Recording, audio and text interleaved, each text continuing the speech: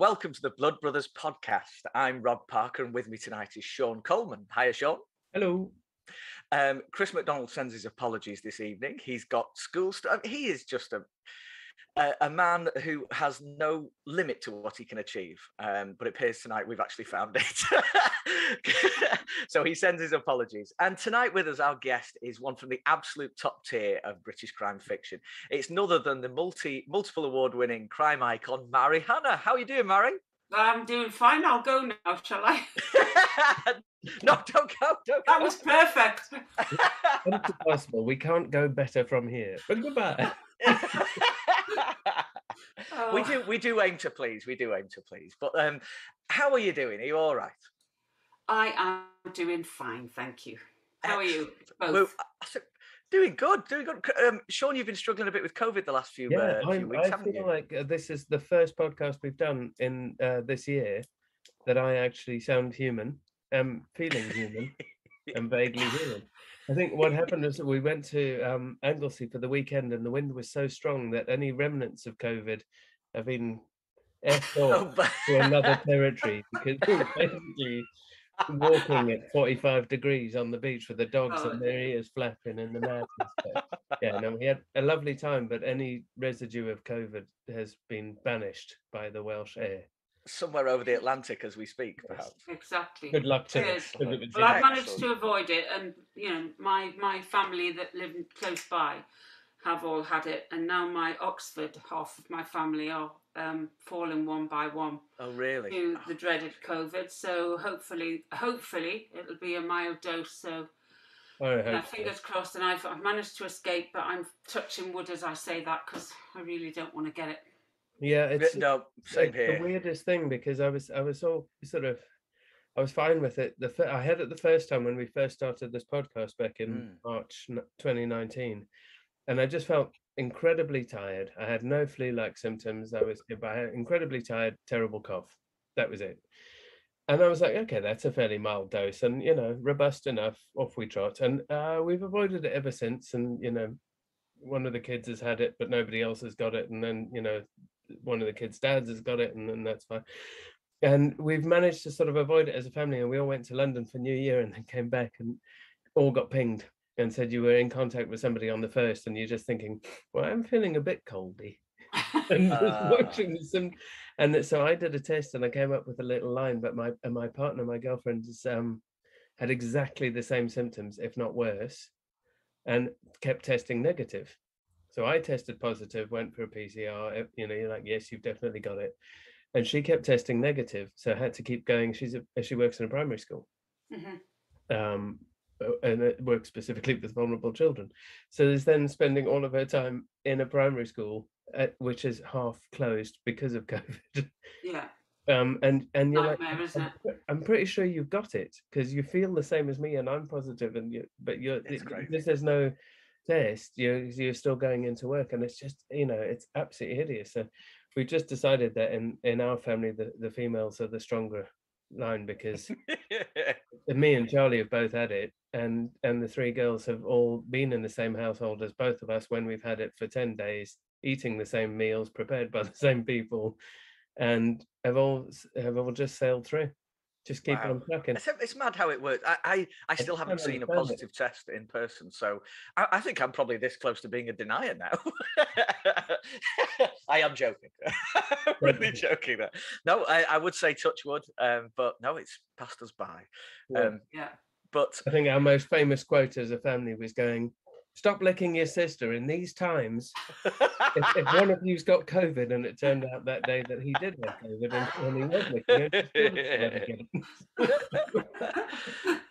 Well, enough of all the topical stuff that we're trying to put behind. We're here to talk about, amongst other things, her last request, which I'm holding up here, which is very slightly. I was delighted to get a proof of this, Mari. So whoever I thank for that, thank you so much. Unfortunately, we have a little puppy who took a little shine to the top corner here. That's okay. Is that all right? Thank you very much. I would say to people, you buy the book by all means. You don't have to read it. Just buy it. If your dog chews it up afterwards, that's absolutely fine. Rob's ethos. Give me the money. Would you give us a little rundown of well, describe Her Last Request to us, please, if you don't mind? Well, it is the 8th book in the Kate Daniel series, and it's quite an emotional, hard-hitting book for Kate because when she arrives at the crime scene at the beginning of the book, actually the book opens with a letter to the SIO who will investigate the death of the person who's written it, who is dead on the floor of a caravan. And of course, you can imagine for any SIO that was very, very shocking to get. And there's few clues. It's not signed. It's written on a Friday night, and obviously it's from a woman who's been abused and was expecting this to happen to her. So it's very, very personal for Kate. And I think the thing is that it's clear from the note. The one clue really from the note that she gives away is find Aaron. And nobody knows if Aaron is the killer, a new boyfriend, a child, another potential victim. So that's kind of how the book opens. And it's through Kate's sort of investigation of this woman's life that she investigates this whole horrible scenario and feels that there's a race on really to find Aaron, whoever he is. So that's kind of what it's about. Absolutely brilliant. It's such an incredibly strong hook, isn't it? Yes. Did you start with the hook, or did you start with the story and then think, right, how am I driving? Or which came first, really? I did start with a hook because I you're always looking for a hook that hasn't been done before, and I didn't think I'd seen it done before. I've certainly seen read books where victims have spoken in the book. People have gone back and sort of gone into the backstory, but I hadn't ever seen anything like this, and I thought, could I write this letter? What would I say in this letter? And it took a long time to actually put the letter together. I didn't want, I wanted it just to speak to Kate. And of course, it's written to the SIO who will investigate the death, not particularly Kate, but it feels very personal to Kate. It feels like it's written to her and other people in the team. Joe, a partner, and also Hank, a sidekick, both think that it's definitely to her. Whether the victim's seen her on TV talking, which she obviously does because her boss pushes her in front of the camera whenever he gets the opportunity, or not, we're not sure. But that's kind of what goes on in the incident room once the letter's been found, because they obviously have to dissect it word for word to see what it means and see if they can find any clues. And how late in the draft did that version of the letter come? I'm a very I started with the letter. I wrote the letter and I really edited that letter until I got it right. I tend to edit as I go along. I'm not one of these people who write a dirty draft and then go back to the beginning. My head won't do that. I can't move on till I've got what I want to say down, and I know that I'm moving forward. And then by the time I get to the end of the book, usually it's pretty ready to show my agent and my editor. And then the fun starts when you start editing it properly. But I do tend to edit it as I go along. So that draft is pretty much how I wrote it in the beginning. Because I love that. I was talking to one of our authors about it just in reading the manuscript, and I can see in the way they've written it that they've written, edited the first 2/3, and then got to the right, kick, bollock, scramble, we're all off now. Basically written it through to the end and gone, right, push, I'm ready to send. And you're like, if it weren't for the first 2/3 being absolutely spectacular, that last third really isn't going to get you a signing. But no, those 2/3, and you just say, how do you keep your focus to edit the same at the end? Well, what I do is I set the book up So I get the first third over and I reread it, and if I'm happy, then I move on to that muddle in the middle, that horrible place where you think, God, this is not going to work. And then at the 2/3 point, I reread again, and I've always got something to change. And then at the end, I'm raced to the end, and that's it. That's how I do it. I know other people don't do it like that. Do you go back over that? I mean, obviously, you'll then take the whole thing and read, edit, re-edit, and re-edit before you send it to another. Yeah, and I often read it out loud to myself, which is brilliant, isn't it? Absolutely, God. That's probably the best tip I was ever given. Yes, before submitting is just to I sit and read it to the dogs, and they look at me gone out. But you know, you've got to have an audience. Well, a friend, I don't know if either of you know Dave Jackson. He's a Liverpudlian writer. Yeah. He's a big pal of mine. And he told me a long time ago, because we kind of started out about the same time. And that was one of the things he said. I read the book in its entirety to myself. I said, what? I mean, I honestly had not even thought about doing that. But it made sense to me. And I'll tell you why it made sense to me. Because my first few books, when people were asking me to go to events, have discussions like we're having now, if they wanted me to read anything out, I would literally, they would say, you know, you've got 5 minutes or you've got 2 minutes or whatever. And then I started to read it out loud in order to time myself. I wanted to jump over words. So I thought, that word doesn't need to be in there. Yeah. And so I was like crossing stuff out like you wouldn't believe. I mean, all of my first, or every book, I signed one to my partner, Mel.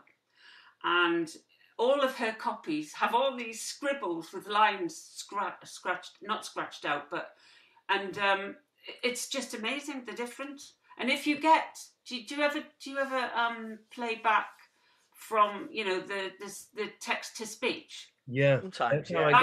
That's amazing, isn't it? Yeah, because that's how I get.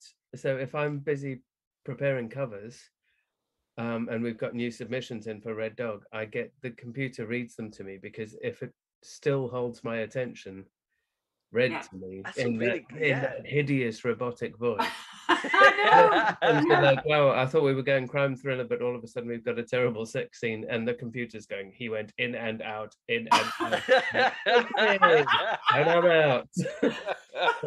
But it's an amazing thing, because it really does throw up, even because it announces everything that's spelt badly, just spells it out. It can't do the word, so it goes, right, I'm just going to spell it out, and you're like, That's right, because I think, you know, if you read it to yourself, you're still reading what you think is written there. You are still jumping over things that are there that you're not reading, and whereas the machine actually has got a better brain than you have, and basically reads it out. Although, as you've just said, in a very odd language sometimes. Or I love it. I love the way it reads in a sort of horrible robotic computer voice, but apart from when it says yeah, and it goes yeah. Like, I just want to kill you. Yeah. Yeah. And it can't say no, it says number every time the word no appears. Right, yes. I see. So you almost have to develop your own listening style to get through this. No, with the full stop, no, a number is what, and you're like, have I written number? Oh no, I haven't. Because I was going to ask you, Mary, has it always been like that? Like, you've always read it all out, but was it ever since you got that piece of advice from Dave Jackson? Well, Dave, once Dave told me that, and I started to read out. So, what I do is, at the end of the day, I put the computer away. That's it. Log on the next morning. I read everything back that I've written the day before to myself. So yeah, I've always done it. But I think you can tell the difference between. Wow. I mean, I'd like to think that it's just because I'm getting better as I get on. You know, I'm just finishing my 15th book. Would you believe? I only ever wanted to write one, but here I am, 15 nearly later, and I like to think that I raise my game with every one, and that I try and do my very, very best work with every book. But I think it is just the fact that I've got tips from other authors, and people have shared things. It's great, isn't it, to have you know, your fellow authors who just share little tips. And I've said things to people and they've gone, I didn't know you could get speech to text. And I said, oh yeah. You know, I mean, it's just evolutionary. It is. Well, but it used to be so awful. Yeah. And now it isn't. I mean, we've taken the piss, but it's better than it was. Let's put very it that much way. so. Very I much can so. happily sit and listen to a 300-page, 400-page manuscript being read to me over 2 days by that while I'm busy doing other work. Yeah. There's no way I could have done 5-10 years ago. But how time-saving is that? That's incredible for that's your work, isn't it? That really is amazing. It's great because you can get up and make dinner. You can even go out for a walk. And have you ever tried dictating, though, Mari? Have you ever tried dictating? Oh, I dictate all the time. Do you? Yeah. All the time. Mm-hmm. Well, I don't know whether you know, but I think you probably do know. I was a probation officer and I was assaulted at work in the mid-90s. And I have a particular wrist problem. I had a few operations on it. So I have to be very, very careful of my wrist. I would love to be able to write in longhand, but I can only do that for a certain length of time. But if I'm writing every day, my wrists start to go. And I have to put a brace on, which is awful to type with. You know, you've got a brace on. So I started to, I mean, when I was working as a probation officer, I had a secretary and I used to dictate all my social inquiry reports for court to her. Wow. And so I thought, well, why not, you know, try and do it for the book. Occasionally it can put a word in that you didn't mean to be in there. But then so can secretaries when you have a bit of a laugh and the Crown Court judge once asked me, would I go away at lunchtime and prepare a report for this guy while he went off and had his massive dinner at lunchtime. And he wanted me back at 2:00 and I galloping along with this. I gathered together all my stuff, which is what you do, isn't it, in a book? But and so social inquiry reports were great because you need a little bit of information from there and from there and from there, or do all your little research and then go in and say to your secretary, I've got like 10 minutes, hurry up. And so I would dictate, and occasionally I would have a laugh and put in a rude word where, you know, to see if she was paying attention. And on one occasion, she actually typed the rude word. And when it went into court, I was like, I honestly, I didn't know where to put myself. I didn't know where to look. And the judge, I knew as soon as the judge had read it because he kind of peered at me over his glasses like that. and oh gosh, it was awful. Did you throw the secretary under the bus? Is the question. No. A typo, Your Honour. That is not what I said. How could that is so interesting, though. I worked as a county court advocate for a number of years, Mari. So I'm not a very different style, but I'm familiar with that pressure cooker atmosphere of a courtroom. So I know what you mean, and that gaze of a judge over the glasses, kind of thing. Oh, God, withering. So I do know what you mean. One of the things that always stands out, and that this sort of jumps on, I guess, nicely from what we just talked about, is the authenticity in your work is just always so. It adds such a layer to the books of yours that I've read. That, and I suppose it comes directly from your career. Yes, I'm from Friends. I'm from Mo, of course. She was a murder detective for not for the whole of the 30 years, but she had experience in lots of other departments, in the drug squad, in the fraud squad. I think she was for a while. So she keeps me right. If I say to her, can you just read this and make sure I've got it right? And occasionally she'll come back and say, actually, that's not quite how it would work. It would have worked like this. And of course, I'm then stamping my feet going on. Why didn't you tell me this before I wrote it? Yes.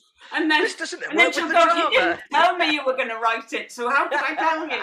It's supposed to be a partnership. You're in my head. Yes. Exactly. I'm doing. But yeah, I mean, being in the probation service obviously gave me a lot of experience of working both inside and outside of prison, and with social workers, and in the main, offenders. So I know their voices. I know the voices of police, and a lot of our friends were police. So yeah, I kind of I feel as if I used to say that Mo wasn't the inspiration for Kate Daniels, but she obviously was, and everybody knows that now. But I also, I mean, it goes further than that, because I did base that, you know, Kate's team is very loosely based on Mo's team, and they adored her, and they did. She was a great boss, and they would tell me that all the time. And it wasn't a lot, you know, a lot of times you read, don't you, crime fiction where there's just a horrible boss who, you know, just never supports the DI or the DS who's carrying the case. But that isn't the case with my books, and people like to be in the investigation. They like to be in the incident room, and a lot of them have said to me, you know, I feel like, and especially coppers who've retired, they go, oh my God, it feels like I'm back at work, which is brilliant. Compliment, you know, right? I mean, such a compliment.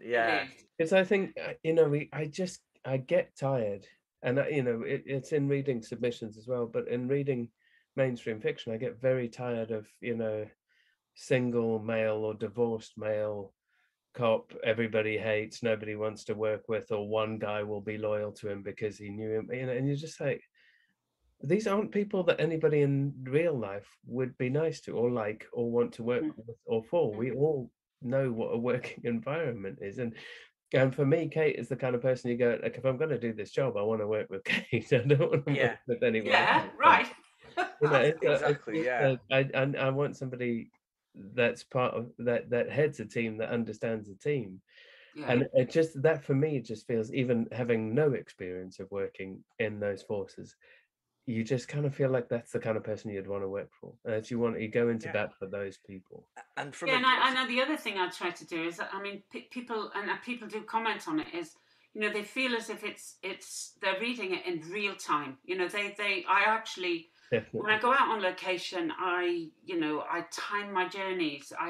So you can't leave Whitley Bay and be in Alnwick in 5 minutes. You know, it's going to take 45 minutes or whatever. And you know, so I think that's the other thing that people like about it. Certainly locally, people love to sort of walk the streets with Kate. They know exactly where she is because I'm using real locations most of the time.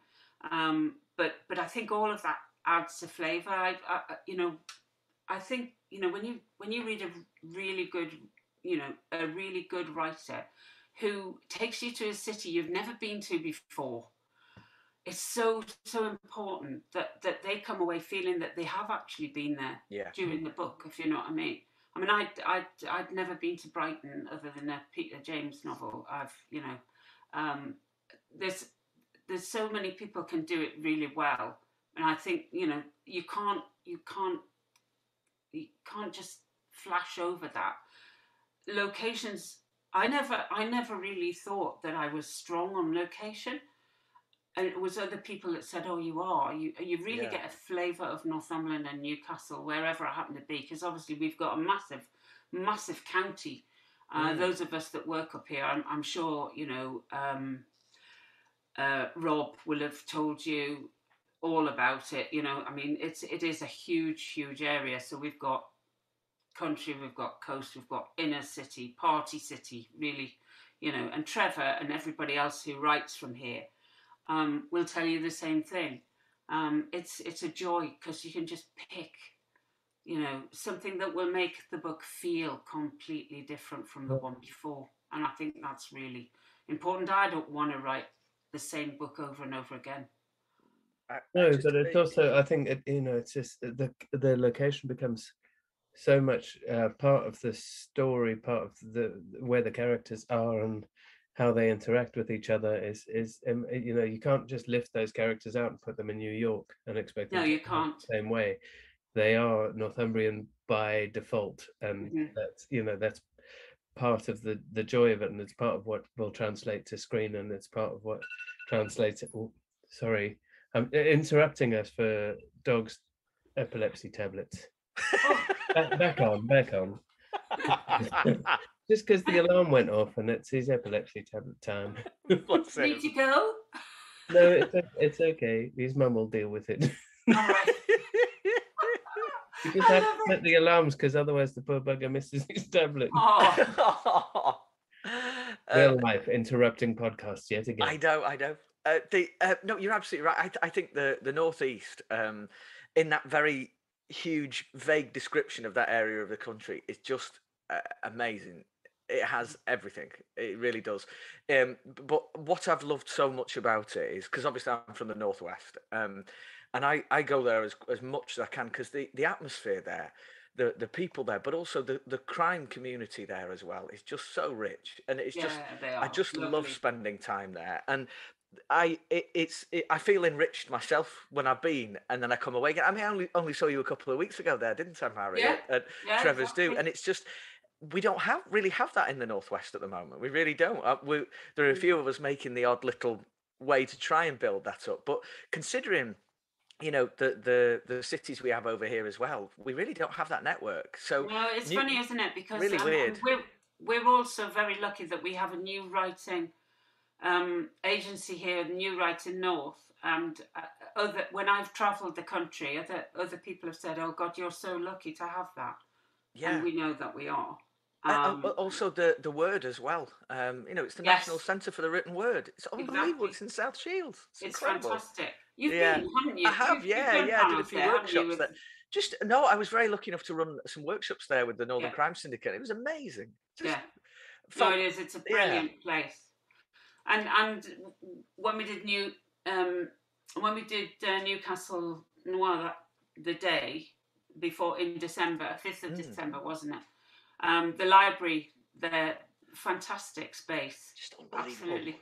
Because I have to say, I was a little bit worried. I don't want to go back to COVID, but I was a little bit worried. It was the first time that I'd done anything in person for almost 2 years, and I was like, ugh. I'm like, got my mask on, and I'm like thinking I'm far too close to people, and then Trevor comes in with a big hug. Oh no! And I remember I did the same, Mary. I'm so sorry. No, I'm like a it's fine, but it's really I don't think anybody has experienced anything like that. That's like oh my God, don't come near me kind of feeling. It was just. And that's not me. You know me, Rob. I'm like really friendly and love to be with people. I love to talk to people. I love to hang out. And but I was a little bit freaked out, I have to say. It was terrifying. I think I remember we went to a comedy show, quite small, but it was the first, and we kind of sat there and went, this is the first time we've been out, and everybody was wearing their masks, but everybody was just a little closer than 2 meters. Yeah. It's just unprecedented, isn't it? I know. It's not even like I know. It's not even like I trust you. You're my community. I don't know any of you. We're only communicating because we were all watching this show, and I was like, "What the hell are we doing?" And that was a couple of months ago, Yeah. Well, there was Harrogate, of course, last summer, wasn't there?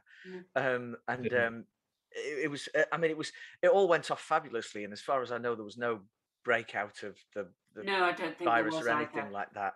But it was that I remember the feeling being there of, oh my God, we're out in public and it feels like half normal. And it was so strange after all that time of being, sort of all the restrictions, etc. I mean, obviously there's so many cans of worms we could open here with this conversation. I'm going to bring it back to books. Yeah, do. I will do.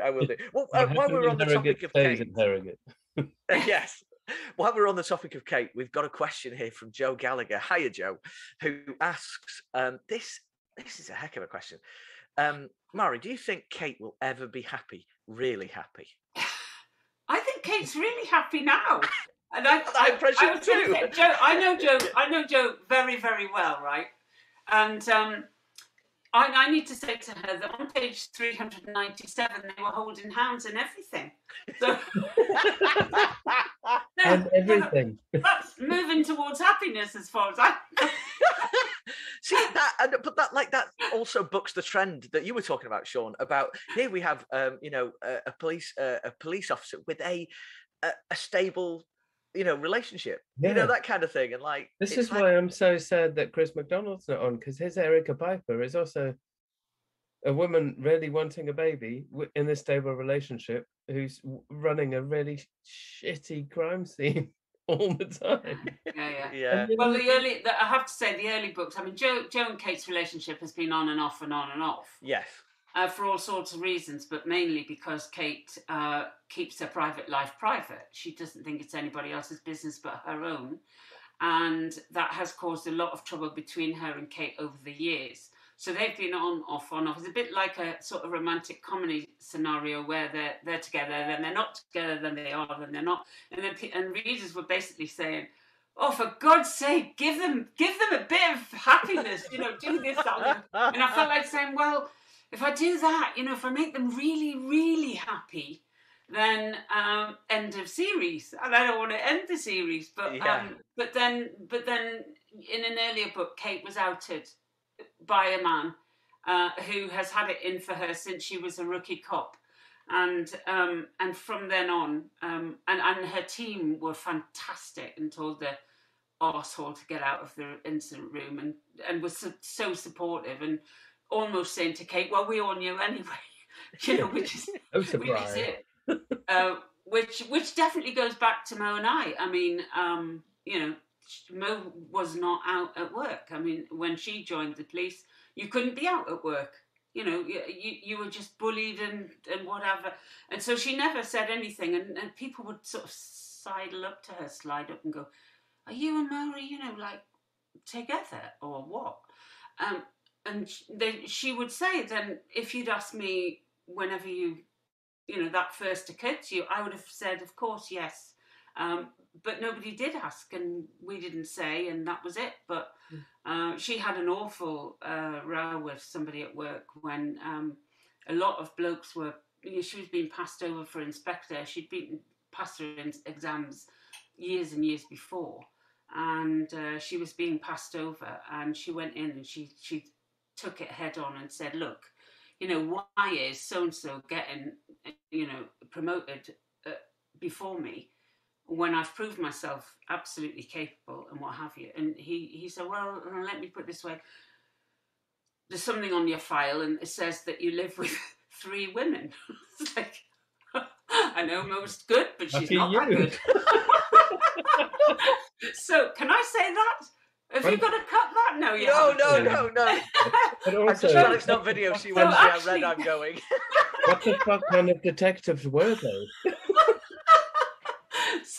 So of course, she said, well, actually, if you really want to know, I'm with one woman and her 2 boys, her 2 children from a former relationship. And I could tell you more, but anyway, so she said, look, that's just not good enough. And she made a bit of a thing about it. And within like 10 minutes, she was promoted. I think they knew that she wasn't the kind of person that was going to take that.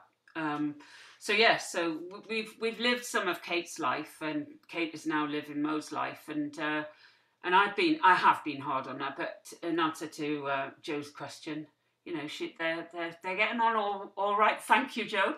Holding hands and everything, and everything. See, we always get the real info on this podcast, Sean. We always do. We always manage to get it out. But that's one of the things that I think our listeners love so much is is that kind of information. Like where certain storylines and ideas really come from, and certainly we're so well supported, aren't we, by our readers as well, and your readers adore you, Mary. There's I was looking through your accolades and all sorts, I mean the dagger in the library in 2017, I mean, what an amazing win, just absolutely wonderful.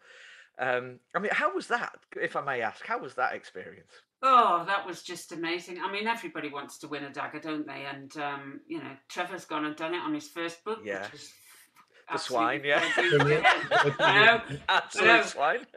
We support and love him. We do. Anyway, yes, it was lovely. Apart from the fact that obviously it was readers who were voting and librarians, of course. So yes, I knew about it.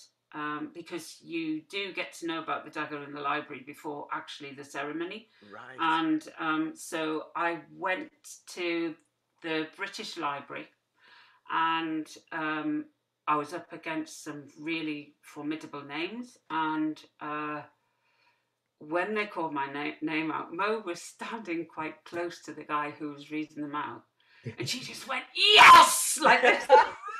And they were all very posh coming out of this event. And this bloke turned around to her and said, "So I take it that you're for this, this lady, this." And she said, "Absolutely."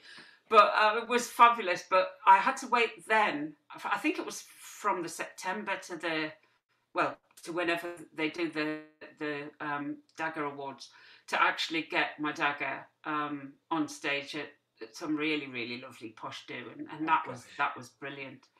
But it was a little bit awkward. Can I say this?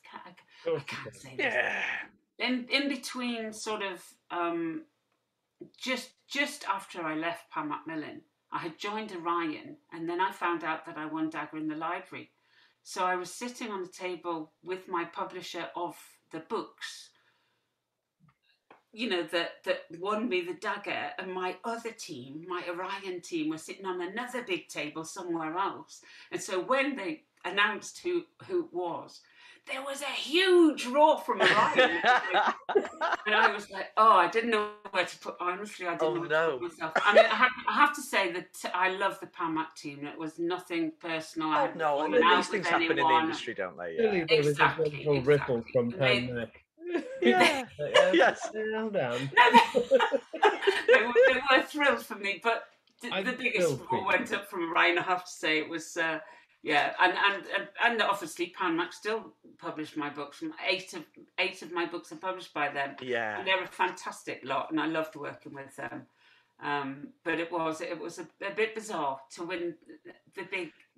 Well, because that's the one that I think for me that shows this isn't just what and this comes with the respect and love to everyone who's ever been lucky enough to win a dagger, but this shows that this shows a legacy. This shows like a cultural imprint almost, on readers, and it's like their enjoyment has been, it's what we do it for, isn't it, really? You do it for readers, don't you? Absolutely. And to get that recognition for not just one book, but a body of work that's provided enjoyment. I mean, it just must, I've got goosebumps talking about it, to be honest. So, it was strange because, I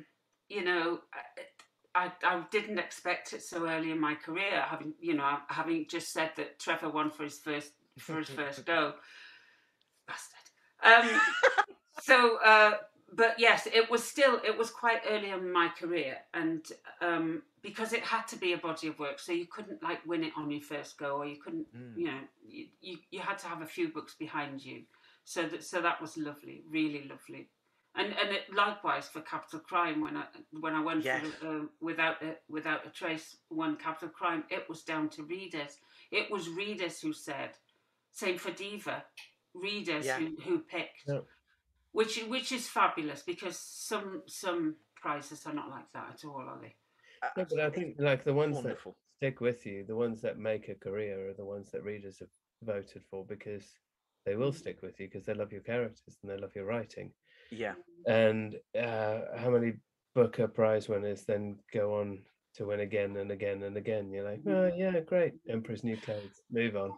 I think the interesting thing as well is, for anyone who's out there who's an aspiring writer, is to keep going, because Kate has her series has won across, against all odds, because when I was out on submission, I was getting so many lovely notes back saying, "We love her writing, and that but was obviously because they saw, some kind of possible problem with having a gay cop, female gay cop, as the main protagonist. And even though to you and I, that sounds absolutely ridiculous, nobody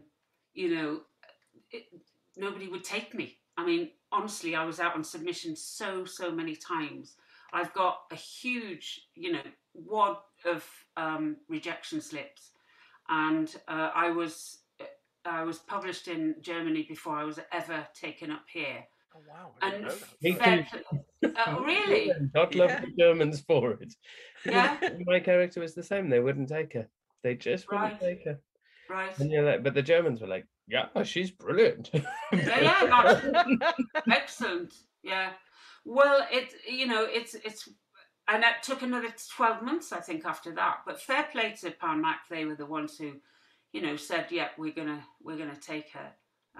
It's I mean, it's so ridiculous because we do. I just opened up on our Red Dog submissions. I opened them up and I put in a paragraph saying, can I please get submissions in crime fiction, please, from diverse voices?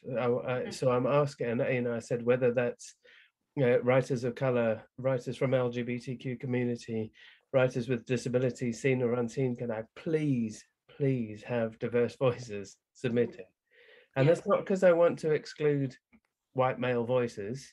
I don't give a shit. I've got fucking thousands of them. What I want is, and I want characters that speak from those voices, and I want characters that are authentic. And we have Helen Trevorrow's book coming out, New Brighton, and it's a beauty. It's like The Handmaid's Tale meets Blade Runner, and it's all of these characters that sit inside it are trans and gay and bi, but it's just naturally part of the universe that's created.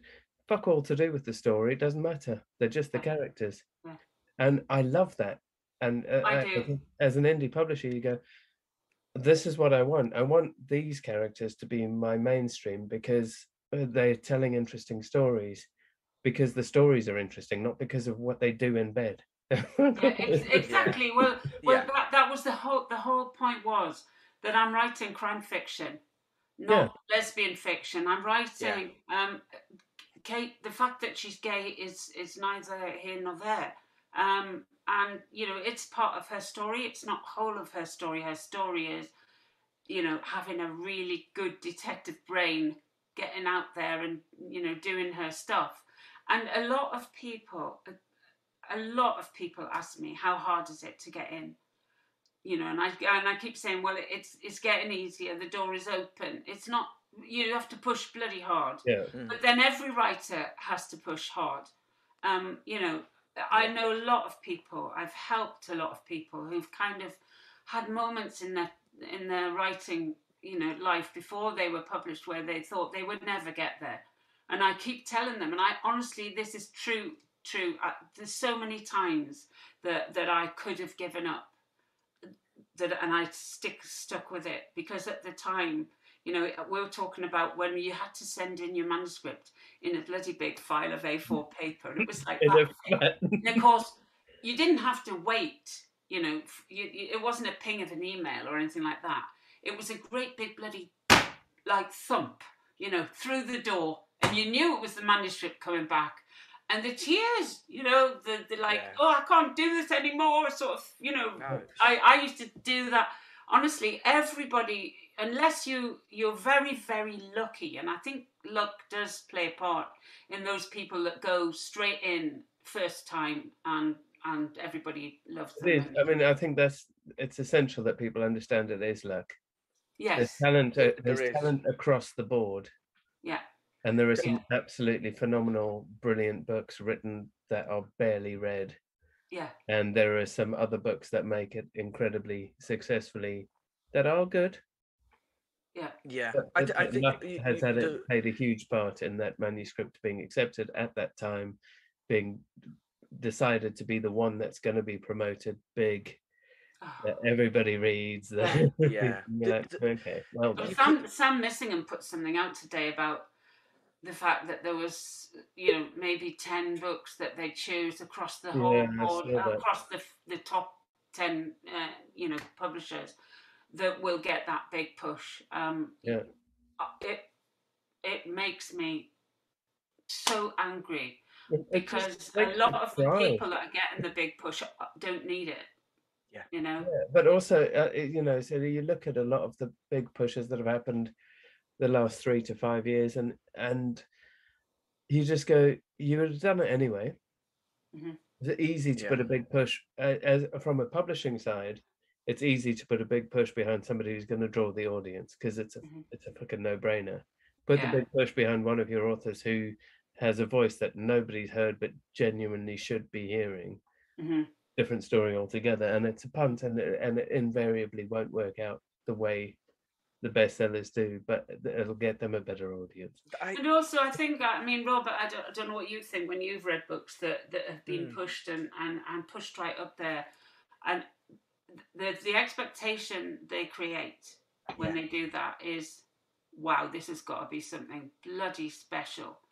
And I've been so disappointed with some books that have had a massive push, and I thought, oh my God, you know, and it's not jealousy and it's not arrogance to say that I'm a good writer, I'm as good as that. It isn't. It just beggars belief how people make a decision that book needs that big push and will be the next. That's exactly the conversation I was having with my partner on the weekend, is that you just kind of go, I'm not being jealous, it's just not that good.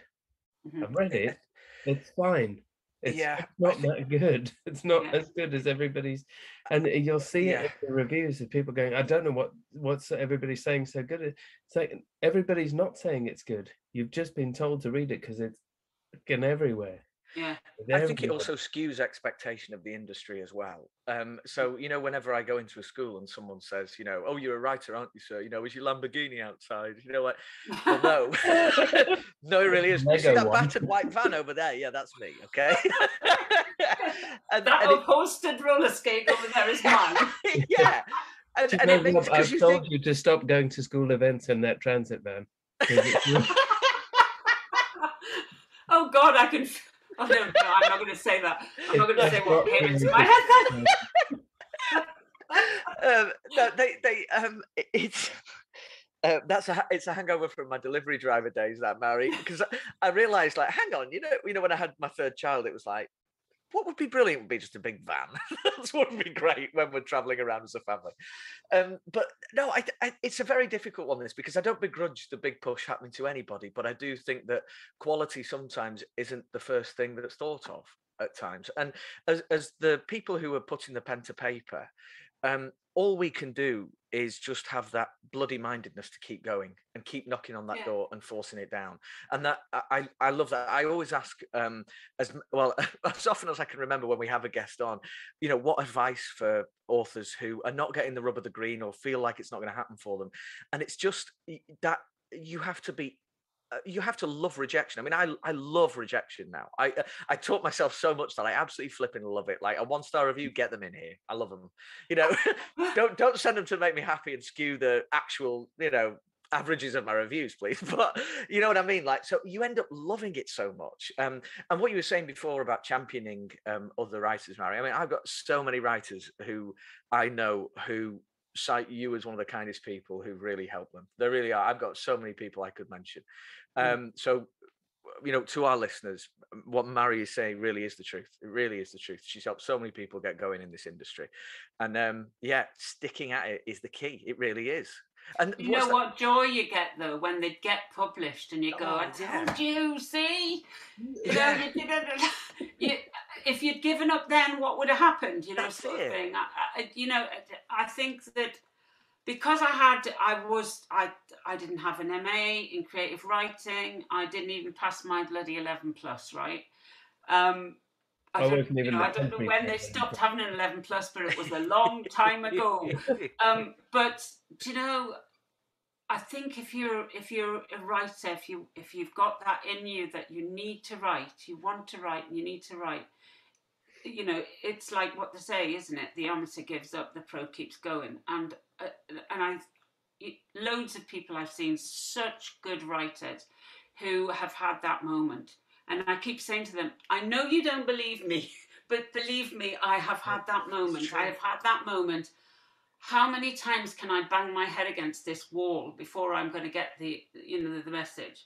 And I have to say that I have once I found an agent, Ollie Munson is my agent. He's fantastic. And when he was submitting, I thought once you got an agent, that was it, you're in.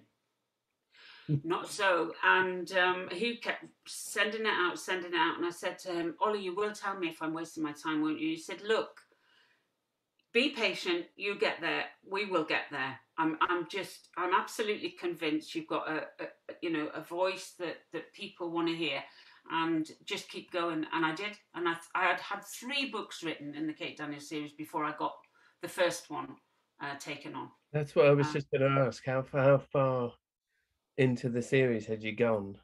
Because that also, and I think that's something important to know, and it's why I set up the publishing company that I'm running at the moment, because I had a character that I had 3 books of, and I was like, I'm too invested in this character. I'm not going to lose her because the publisher that I had has buggered it. So I'll take that and I'll make a new thing. But how far down the line of a character do you go before you say no? And when you've got 3 books down the line, that's what,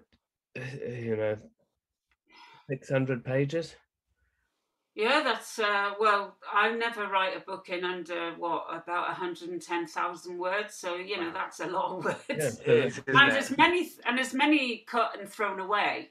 Yeah. But I have to say that what happened was I'd written The Murder Wall as a script for TV, for a drama development scheme first of all, and I was so invested in that. The BBC gave me a mentor, and he was brilliant.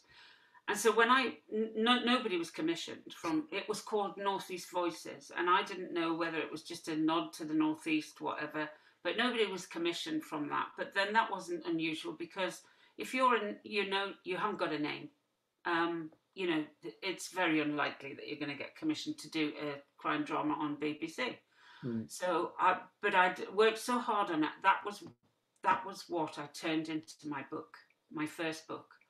But the first book was going round and doing the rounds and doing the rounds and doing the rounds. And then what happened was my second book, it was, the New Writing North I spoke about before. I had put The Murder Wall in and didn't win anything. But they basically sent me a lovely, lovely letter saying, we love this. Unfortunately, it didn't make, you're not going to get an award, but we would encourage you to keep going. And the following year, I had written Settled Blood, and I think there was about 3 days before the submissions closed. And I was sitting right here, Mo came through the door, and did you realise that the submissions are closing for New Writing Northern Writers Awards in 3 days' time? And I said, oh, I'm not going to put in for it. She says, yes, you are. You must. And she went on, and I said, right, okay, I will. So I'd written it, so it wasn't a problem. And just send off, the first 10,000 words and a synopsis, which I already had written. And I won that year. And I won it at the time when when The Murder Wall, the first book, was on the desk of Wayne Brooks, who is Pan Macmillan. And it just so happened that was, the stars were aligning there, because at that time he had the book, I won the award, I went to Harrogate, and who should I see standing at the bar but Wayne, and he was talking to a guy, and I went up and spoke to him just to introduce myself and said, I'm sorry to interrupt, but I just wanted to say hello, and I'm Mari Hannah. And he turned around, Mari, and gave me a hug. And then, and I excused myself and went away. And I went back to, I was sitting with Carol Blake from Blake Friedman. She's not with us anymore, but she said to me, that's good that editors do not give potential clients a hug, and he really liked you, I could tell. So anyway, I got a deal out of that. So it was like those 3 things. And I remember when I say this to everybody who is living within the area that New Writing North deal with, which is much bigger than it was when I applied, because it was just the Northeast, basically. The Northeast and I think Teesside as well. But now it's down to your area, isn't it, Rob? Yeah, apparently so. Yeah, getting that way, yeah. I think so, because I think I went as an ambassador later and talked to writers who were at a workshop, and I went down with Claire, who is the CEO of New Writing North, and now it's spread out to Yorkshire, so it's kind of creeping down south. And I know in the south, I don't know whether it's the southeast or the southwest, they have a similar agency now. And I'm hoping that they will grow in the same way that New Writing North have. But I always encourage writers to put in, because that, I think, is one of the hardest things for writers, is to show their work to an outside body, because you never think, do you, that you're good enough? You never. I still think. Do. And I still feel like that with every book. Do you, Sean? I do, but it, just like you were saying then, when Mo came in and went, right, you're going to submit this year, and you went, no, I'm not. Well, you are. You need that person behind you. Champions. I'll give over. Yeah. Get it done. Yeah. Because it absolutely, and it's like Rob sent me a message earlier this week, last week, just saying, the thing you're working on, people think it's good, and I was just like, I really need to hear that right now. And you always do. It doesn't matter if you've had other successes, or you still need to know that somebody thinks it's worth you carrying on with this one. Yeah, absolutely, you agree with that. It doesn't get any easier. When you get that little tweet from somebody who goes, "Oh my God, I so enjoyed that," when's the next one out? And you're like struggling with the next one. Yeah. It is just the biggest boost. It really is. Because we're all readers at the end of the day as well, aren't we? Absolutely. We fell in love with doing this because we came from being a reader initially, So I get that. That's the one that means the most to me always, and I think, and definitely always will. Sorry, is when someone says how much they enjoyed it, or the holy grail one for me is it got me out of a reading slump. And it reignited a love of reading, or it reignited. That's the one. That was lovely, wasn't it? And during lockdown, when people were saying, "I haven't read a book for years," and do you know what? I've read this, and I know I will keep reading now. Yeah, when you get people who go, I've demolished the first 3 in your series and I'm looking for more, you're like, yeah, exactly. What's the next one? Exactly. Well, that's why, people ask me, if you didn't write crime, what would you like to write?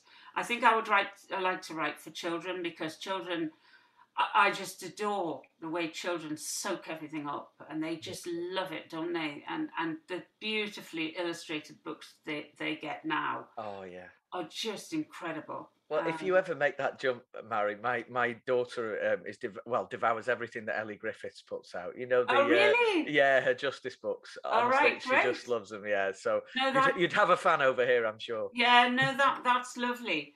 I think a few crime writers have done. I know Val McDermott wrote "My Granny is a Pirate" or something. Yeah, I think something like that. Yeah. But yeah, I think it would be a joy.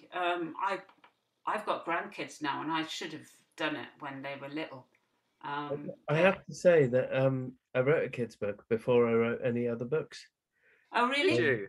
And I think I showed it to you once, Rob. Obviously, it's memorable. A couple of years ago. You can leave now, Rob. I know. You've gone very red. I'm about to pull the parachute. I pulled my earphones out. There's an ejection seat somewhere. I thought you two were friends. Yeah, bollocks. I know, you see how red I've gone. Oh, my word. That's okay. I know he's actually not read a single word I've ever written. It's fine. No, that is a huge lie. That is a huge lie. No, but I wrote this. I was commissioned to write this book because I'd met the illustrator and I'd helped the illustrator meet the producers, and they were going to make it into an app, and it was these amazing characters. I do remember it, and it was well done, Rob. And it was just the most beautiful story. And then I turned it into the beautiful characters, and there was no story.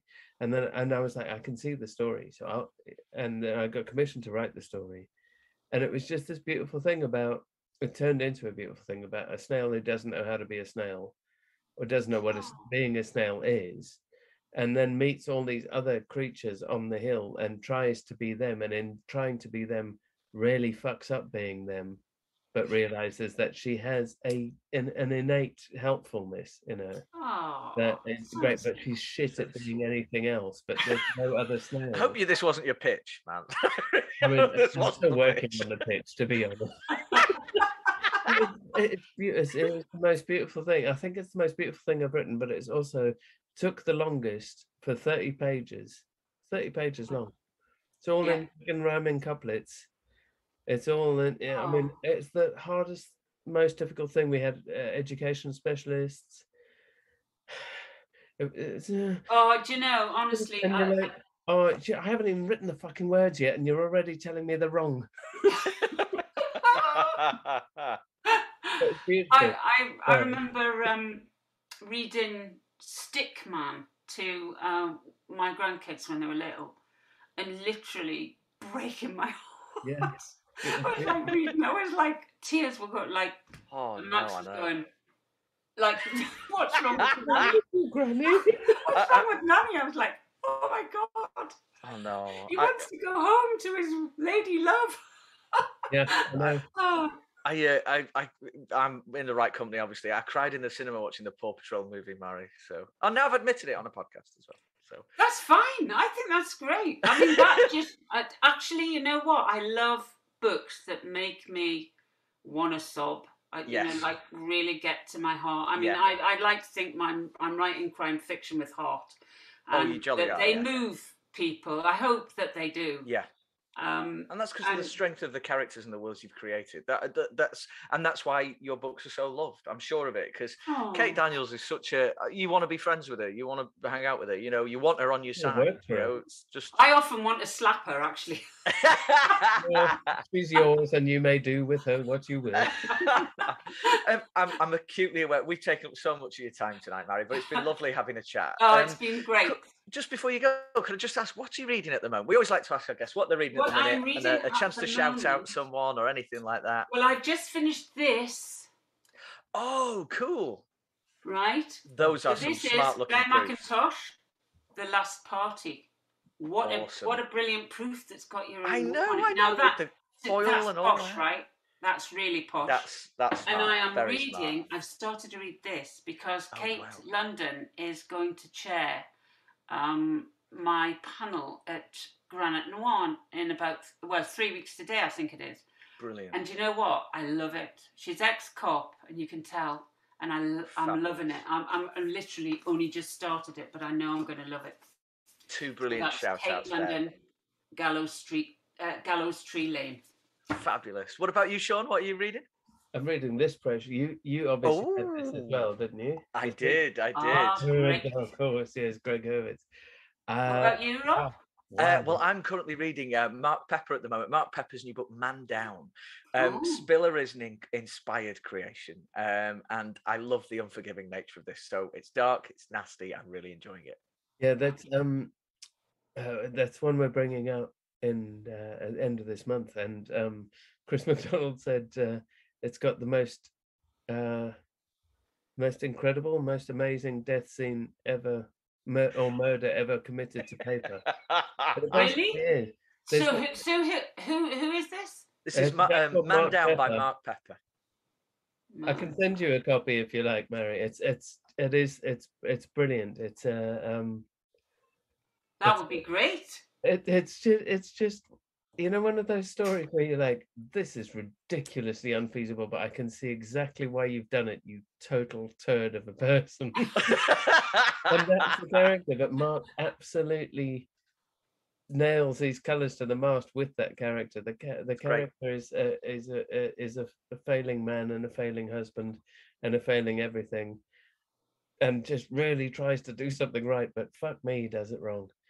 But it's not his fault, because everyone loves an underdog, and he tries that to. Sounds like my day. But honestly, when you've managed to murder somebody by hitting them with the frying pan and filling their face with builder's foam, that is it's the most. It is brilliant. He's a much underrated author of brilliant things. Well, he's getting a good championing here, and rightly Fantastic. So. Well, thank you so much, Mary. It's been brilliant to see you, and all the very best with her last request. Oh, thanks so much, and thanks for inviting me. You're going to Bay Tales at the weekend, I hope. I will be there. Yeah, I will be there. I'm not, unfortunately, but I will see you at a festival soon, I hope. Very soon, I should imagine. Both of you. Yes. Nice to meet you, Sean. I'm sorry we haven't met before.